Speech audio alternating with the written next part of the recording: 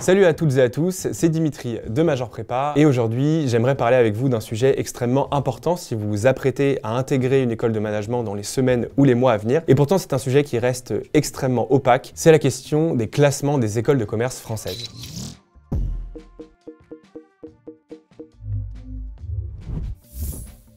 Vous le savez, chaque année, des dizaines de médias publient leur classement des écoles de management. Il y a bien sûr les grands médias nationaux, spécialisés ou non, mais il y a aussi les médias étrangers, pour la plupart anglo-saxons, qui là proposent des classements internationaux des écoles de commerce. Et on peut même ajouter à ce panorama très riche des classements de classements, puisqu'en effet, certains classements proposent de regrouper les différents palmarès en prenant souvent quelques libertés statistiques au passage. Parce que oui, dès qu'on sort du traditionnel top 3, HEC, ESSEC, ESCP, eh bien les différents classements ne distinguent pas les mêmes écoles. Et c'est même encore plus vrai pour les classements post-bac, puisque les deux palmarès de référence, l'Étudiant et le Figaro, ne donnent même pas le même trio de tête. Et quand on commence à se pencher sur le classement des masters spécialisés, là on trouve des choses carrément folkloriques. Déjà il y a beaucoup de classements différents et certains donnent des résultats vraiment très bizarres. Mais au fond, pourquoi tous les médias, ou presque, qui s'adressent aux étudiants produisent des classements? Quel crédit faut-il accorder à ces derniers? Est-ce que ces palmarès doivent constituer ou non l'alpha et l'oméga des choix que vous allez faire très bientôt? Eh bien, c'est autant de questions auxquelles nous allons tenter de répondre dans cette vidéo.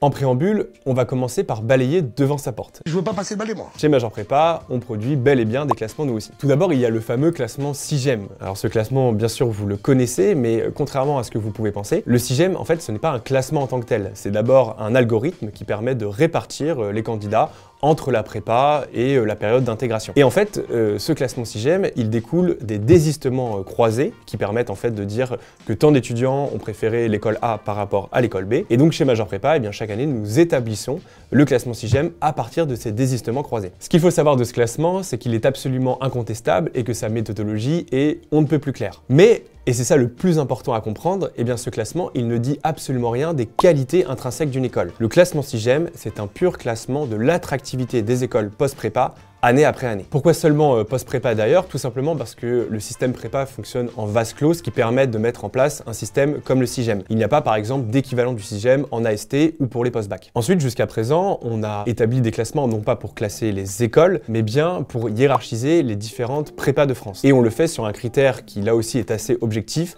à savoir leur performance académique au concours. Encore que, contrairement aux autres classeurs, nous avons une méthodologie assez différente puisqu'on ne considère pas un pourcentage d'intégration dans le top 3, dans le top 5 et dans le top 10, mais bien l'ensemble des étudiants auxquels on attribue un score normal centré réduit. Je ne vais pas rentrer dans le détail de la méthodologie puisque vous pouvez la trouver dans le lien en description. Nous avons aussi des classements liés à Parcoursup et cette fois-ci, elles concernent l'attractivité des différentes prépas. Là, voilà, on se base sur l'open data de Parcoursup, donc c'est aussi relativement incontestable. Et puis, petite nouveauté pour 2024, on va aussi produire deux nouveaux classements. Alors tout d'abord, nous aurons très bientôt, il sera publié dans les prochains jours, le classement de la progression entre le bac et le concours. L'idée, c'est de mettre en miroir les performances des étudiants, ou plutôt des lycéens de terminale au baccalauréat, avec leurs performances au concours pour évaluer leur progression. C'est un classement un petit peu différent et l'intérêt, c'est de ne pas distinguer toujours les mêmes prépas qui trustent le top habituel, que ce soit chez nous ou chez l'étudiant par exemple. Et puis aussi, justement, de valoriser quelque chose d'un petit peu différent. C'est un travail qui a été extrêmement long, qui nous a demandé beaucoup de collecte de données, de réflexion aussi statistique. Donc j'espère que ça pourra vous intéresser, que vous soyez déjà en prépa ou que vous soyez précisément en train de chercher la vôtre. Seconde nouveauté de l'année en termes de classement, et cette fois-ci ça se rapproche un petit peu plus du thème précis de cette vidéo, nous allons publier un classement des programmes grande école, donc des écoles de management.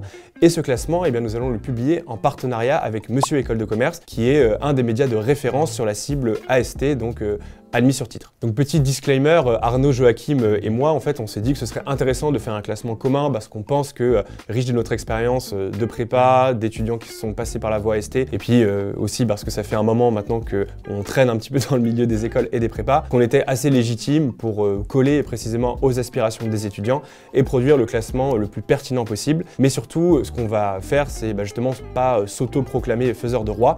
Donc il y a des limites à ce classement, on va bien sûr bien préciser et border la méthodologie, mais évidemment, c'est pas à prendre pour argent comptant, ça reste bien sûr un classement subjectif qui se base néanmoins sur des données et sur un travail de recherche assez sérieux.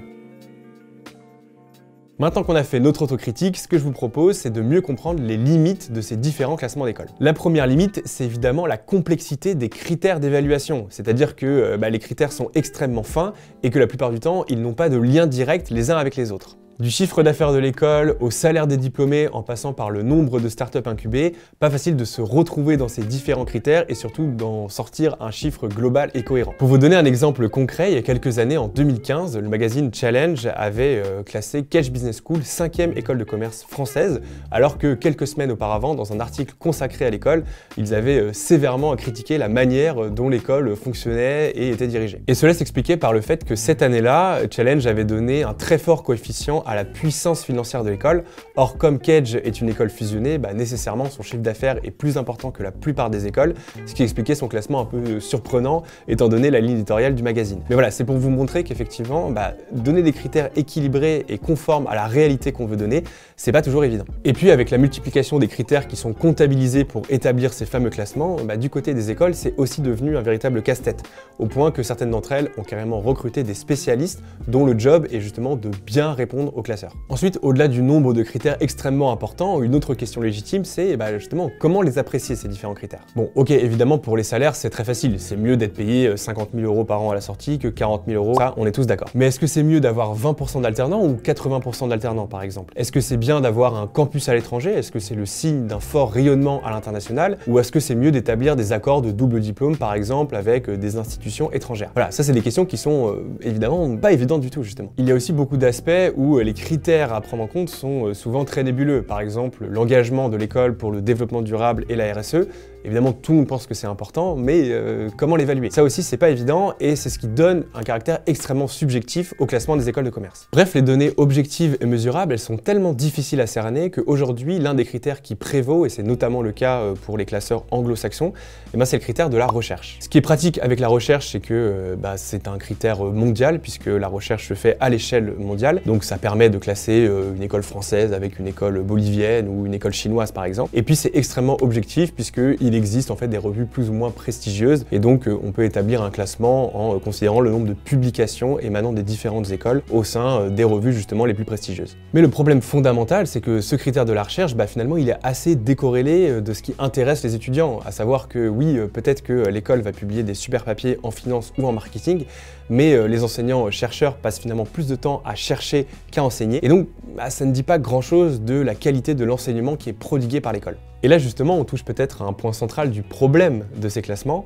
c'est qu'ils cherchent à donner une vérité universelle, c'est-à-dire dire cette année, cette école est meilleure que l'autre. Or aujourd'hui, les écoles de management proposent des parcours extrêmement riches et extrêmement éclectiques, donc c'est un peu difficile de donner une vérité globale, et puis surtout, leur vivier de recrutement s'est considérablement élargi. Il n'y a plus que les prépas, il y a aussi, on l'a dit, les post-bac, les AST, ou ceux qui viennent simplement pour 1 an ou 2 en master spécialisé. Donc d'un côté, on a des étudiants qui ont des aspirations extrêmement différentes, et de l'autre, des étudiants à la sortie qui ont vécu des expériences totalement différentes. Donc c'est très difficile de mettre un petit peu tout le monde dans le même sac. Ça paraît pas extrêmement pertinent de comparer les aspirations d'un étudiant qui a fait un BUT et qui souhaite travailler dans le marketing en France avec un autre qui a fait prépa et qui voudrait faire de la finance à New York par exemple.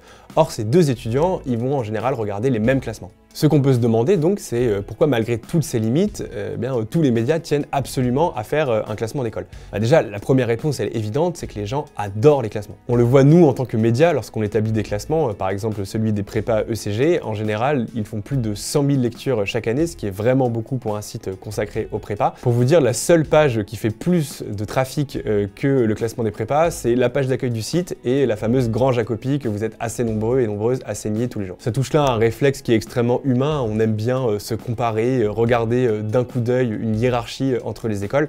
Par exemple, le site Topito, c'est littéralement ça, ils passent leur temps à faire des top 10 et c'est quelque chose évidemment qui a tendance à susciter la curiosité. Pour vous donner un autre exemple un peu rigolo, en 2015, on avait décidé d'établir un classement des écoles par ordre alphabétique et ce classement il avait fait plus de 80 000 lectures sur Major Prépa, donc voilà, c'est intéressant de voir à quel point ce biais cognitif peut être super fort.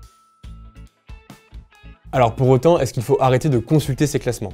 Bien évidemment non, et d'ailleurs c'est pas parce que le mec de Major Prépa vous dit d'arrêter de regarder des classements que vous allez le faire. Si vous êtes en prépa, vous avez évidemment la chance d'être confronté uniquement à des top écoles, parce que oui évidemment toutes les écoles ne se valent pas, mais elles font toutes partie de la conférence des grandes écoles, elles sont toutes accréditées, et donc dans tous les cas, peu importe l'école que vous intégrez quelque part, vous savez que vous allez avoir un avenir normalement plutôt brillant d'un point de vue professionnel. Mais malheureusement, si vous n'êtes pas en prépa, c'est pas du tout le cas des écoles post-bac ou des écoles qui proposent des masters spécialisés ou ce qu'on appelle des Master of Science. Donc là, il faut être extrêmement vigilant et donc ne pas se fier à n'importe quel classement. Donc déjà, c'est toujours bien de regarder plusieurs classements parce qu'à défaut de donner une hiérarchie vraiment claire, ça vous permet d'identifier un peu les groupes de niveau, les écoles qui sont souvent classées ensemble et c'est déjà un très bon indicateur. Bien sûr, il faut comparer les classements entre eux, mais il faut aussi lire la méthodologie assez attentivement. Déjà pour comprendre plus précisément qu'est-ce qui est vraiment évalué, mais aussi justement pour identifier les classements qui ne sont pas de vrais classements. Voilà, je vais pas balancer de nom ici parce que j'ai pas envie qu'on me colle un procès. Mais il y a certains classeurs dont le seul objectif est d'aller gratter des budgets de communication aux écoles et qui classent uniquement en fonction de ça. Donc voilà, il faut faire extrêmement attention parce que généralement les écoles qui ont un peu trop de budget marketing, c'est pas les meilleures. Attends ouais. Je le disais, l'intérêt de regarder la méthodologie, c'est aussi évidemment de regarder comment les critères sont pondérés. C'est super tentant bien sûr de juste regarder qui est premier, deuxième, troisième et puis basta. Sauf que en fait la pondération, ça vous permet de voir qu'est-ce qui est vraiment valorisé. Si par exemple le classement bonifie grandement le fait qu'une école est capable de former des entrepreneurs, soit parce que des étudiants diplômés de cette école ont créé des grosses boîtes ou que l'incubateur est super, mais que vous avez absolument aucune envie de créer une boîte plus tard, en fait, dans l'absolu, vous vous en fichez de ce critère. C'est aussi important d'avoir un certain recul critique sur ces fameux classements. En général, en prépa, on est assez matrixé par le SIGEM parce que ça correspond la plupart du temps à une certaine barre d'admissibilité et donc à un certain niveau que vous pouvez atteindre aux écrits. Et c'est tout à fait normal d'être un peu obsédé par ça quand on est en prépa, que ça fait 2 ans ou 3 ans qu'on bosse super dur, mais je vous rassure, en fait, le reste de votre vie va pas être conditionné par le fait que vous ayez 12, 13 ou 14 en maths et dec par exemple. Donc évidemment, il faut tenir compte de ce facteur du rang moyen de ces écoles dans les différents classements. Mais sachez que en fait, vous avez beaucoup plus intérêt à intégrer une école qui a 2, 3, 4 ou 5 rangs sixième de moins, mais dans laquelle vous allez vraiment vous épanouir parce que vous avez eu un super coup de cœur, que d'aller forcément dans la mieux classée parce que vous pensez que c'est plus stylé. Un autre conseil pour prendre un petit peu de recul sur ces classements, c'est qu'en général, les classeurs classent les différentes écoles chaque année. Donc vous avez un classement 2023, un classement 2024. Or, il faut également pouvoir considérer le passé et le futur de l'école. Le passé parce que en général, les recruteurs à qui vous aurez affaire sont un petit peu plus âgés et donc ils auront tendance à avoir en tête le classement des années précédentes, notamment si ces derniers ont un petit peu bougé. Et puis le futur aussi, ce qu'il faut regarder là, c'est la dynamique de l'école parce que bien évidemment, les écoles, c'est pas des objets immobiles. Il y en a certaines qui entreprennent des stratégies plus ou moins heureuses et donc il y a des véritables évolutions dans la qualité des écoles et aussi dans leur sélectivité. Donc c'est bien de pouvoir un petit peu considérer ça, de voir dans quelle dynamique elles s'inscrivent pour anticiper ces évolutions à venir. Pour terminer cette vidéo, je vais essayer de vous parler d'un truc qui pourrait vous intéresser. Personnellement, ça va faire 5 ans que je suis diplômé et 8 ans que je m'occupe de Major Prépa au quotidien, que je vois aussi bien des prépas que des étudiants qui ont déjà intégré, qui sont notamment mes rédacteurs et je les remercie d'ailleurs dans cette vidéo au passage. Et ce que je constate, c'est toujours le décalage entre un classement un peu universel figé et ce que j'expliquais un petit peu plus tôt dans la vidéo, c'est-à-dire que finalement chaque étudiant a un petit peu son propre classement. Il y en a qui vont être super intéressés par le fait que des infrastructures sportives soient à disposition, d'autres qui aient un échange super précis dans le pays où ils ont envie de travailler plus tard, ou encore d'autres qui vont uniquement regarder la qualité du master en finance parce qu'ils veulent absolument faire du M&A ou du private equity plus tard. Et encore une fois, c'est donc la grosse limite de ces classements qui vont essayer de donner une espèce de réalité globale et intangible. Et donc c'est pour ça que chez Major Prépa, on a décidé l'été dernier de s'associer avec Capitan Study. Capitan Study, c'est la première plateforme d'avis vérifiée pour les étudiants et les diplômés de l'enseignement supérieur. Et c'est super intéressant parce que on a déjà bien sûr le réflexe de regarder pour un restaurant ou pour un hôtel les avis des internautes, mais c'est peut-être un petit peu moins le cas pour les écoles. Or, pas très bien manger ou pas très bien dormir une fois, c'est pas si grave, alors que rater son orientation, pour le coup, ça a quand même vachement plus de conséquences. Quand est-ce que tu m'as prévenu? Oups. Concrètement, Capitan Study propose aux étudiants et aux diplômés de noter leur école selon 4 critères distincts. D'abord, la qualité de l'enseignement, la qualité de l'insertion professionnelle et aussi le service des stages, l'ambiance et la vie étudiante, et enfin, la qualité des infrastructures. Le gros intérêt, c'est qu'en plus de ces 4 notes, on invite les étudiants à mettre un commentaire assez long et assez détaillé sur leur expérience au sein de l'école, ce qui permet vraiment de s'y projeter et de reconnaître au travers de tout cet ensemble d'avis subjectifs des choses qui correspondent peut-être plus à votre profil qu'un classement généraliste. Donc sans renier l'intérêt des classements, bien évidemment, ils sont assez complémentaires, bah c'est pas eux qui vont te dire que par exemple les terrains de sport sont super accessibles, que la cantine est super bonne ou alors que la responsable du master finance est super sympa. Pour ce qui est des programmes grande école, on a déjà collecté plusieurs centaines d'avis sur l'ensemble des écoles, donc je vous invite à vous y rendre, le lien est juste dans la description. Et puis si vous êtes en bachelor ou même que vous cherchez d'autres types d'écoles, Capital Study se limite pas aux écoles de management, donc vous pouvez vous balader un petit peu sur le site et découvrir justement plus amplement les différentes écoles qui sont proposées,